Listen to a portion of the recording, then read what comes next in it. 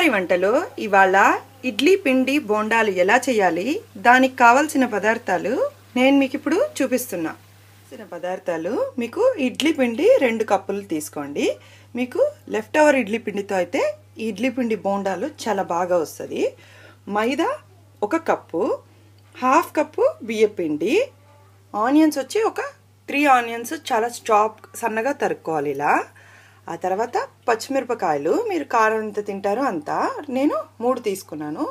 చిటికెడు సోడా, ఉప్పు, కొత్తిమీర, కరివేపాకు, డీప్ ఫ్రైకి సరిపడా ఆయిల్. ఇవి కావాల్సిన పదార్థాలు. ముందుగా మీరు డీప్ ఫ్రైకి ఆయిల్ పెట్టుకొని ఆ తర్వాత మనము మిగతాది కలుపుకోవాలి. ఈ ఇడ్లీ పిండిలోకి మనము మైదా కన్సిస్టెన్సీ వచ్చి మీకు బోండాలు అంటే కొంచెం తిక్కుగా ఉండాలి. బియ్యం పిండి, మైదాని బియ్యం పిండిని బాగా కలుపుకోవాలి ఉండలు లేకుండా.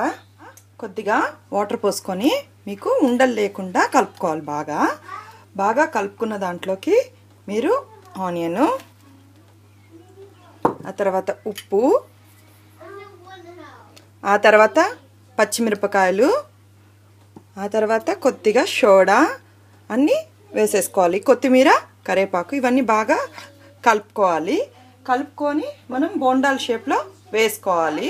మీకు బాగా కలుపుకోవాలి. ఇలా ఈ కన్సిస్టెన్సీలో బోండా పిండి ఉండాలి. మీరు స్పూన్తో అయినా వేసుకోవచ్చు, లేదు చేత్తో అయినా వేసుకోవచ్చు. స్పూన్తో అయితే నూనె కొంచెం భయం ఉండే వాళ్ళకి జాగ్రత్తగా వేసుకోవచ్చు అనమాట.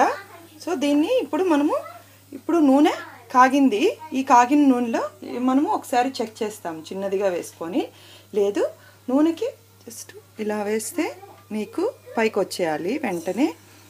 ఇప్పుడు నూనె కాగింది. దీన్ని మనము బోండా షేప్లో వేసుకోవాలి. లేదు మీరు ఏ షేప్లో అయినా వేసుకోవచ్చు. మీరు స్పూన్తో వేసుకునేటప్పుడు అయితే బోండా షేప్కి రాదు. సో మీరు చేత్తో వేసుకోండి. సో ఇలా మీరు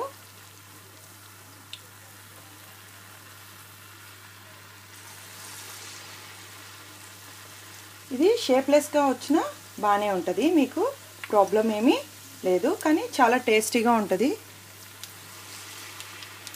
ఇలా వేసుకున్న తర్వాత ఇది బాగా కాలిన తర్వాత తిప్పుకోవాలి. ఒక 2 మినిట్స్ అయిన తర్వాత ఇలా మీకు గోల్డ్ కలర్లోకి రావాలి. చూసారా, ఈ కలర్లోకి రావాలి. తిప్పుకోవాలి. ఇప్పుడు మనము వెనక దీనికి షేప్ ఏమీ అక్కర్లేదు.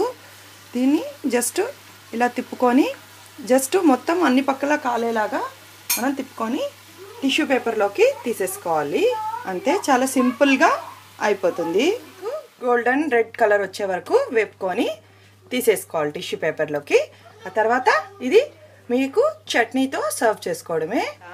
ప్లేట్లో తీసుకొని మీరు ఆనియన్ టమోటా చట్నీతో ఈ ఇడ్లీ పిండి బోండాలు సర్వ్ చేసుకుంటే ఎంతో టేస్టీగా మీకు సాయంత్రం ఈవినింగ్ స్నాక్గా చాలా బాగుంటుంది. ఒకసారి ఈ విధంగా ట్రై చేసి చూడండి. మా తెలుగువారి వంటలో సబ్స్క్రైబ్ కండి. థ్యాంక్స్ ఈ వీడియో చూసినందుకు.